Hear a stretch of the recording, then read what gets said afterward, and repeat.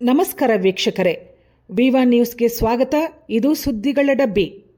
ಯಾದಗಿರಿ ನಗರದ ಹೊರವಲಯದ ಹಳ್ಳಕ್ಕೆ ಯಾದಗಿರಿ ಸಿಟಿಯ ತ್ಯಾಜ್ಯ ನೀರು ಸೇರುತ್ತಿದೆ. ತ್ಯಾಜ್ಯ ನೀರು ಹಳ್ಳದ ಮೂಲಕ ಭೀಮಾ ನದಿಗೆ ಬಿಡಲಾಗುತ್ತದೆ. ಇದರಿಂದ ಹಳ್ಳದಲ್ಲಿ ನೊರೆ ಏಳುತ್ತದೆ.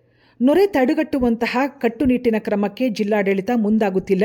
ಇದರಿಂದ ಜಿಲ್ಲೆಯ ಜನರು ಅನಾರೋಗ್ಯಕ್ಕೆ ತುತ್ತಾಗುತ್ತಿದ್ದಾರೆ. ಇದರಿಂದ ಹಳ್ಳಕ್ಕೆ ಬಿಡುವ ತ್ಯಾಜ್ಯ ನೀರು ತಡೆಗಟ್ಟುವಂತೆ ಸಾಮಾಜಿಕ ಹೋರಾಟಗಾರ ಉಮೇಶ್ ಮುದ್ನಾಳ್ ಆಗ್ರಹಿಸಿದ್ದಾರೆ.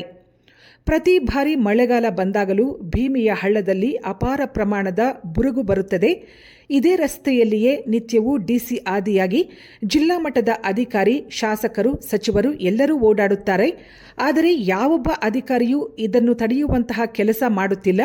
ಇದು ಸಾರ್ವಜನಿಕರ ಆಕ್ರೋಶಕ್ಕೆ ಗುರಿಯಾಗಿದೆ ಎಂದು ಆಕ್ರೋಶ ವ್ಯಕ್ತಪಡಿಸಿದರು.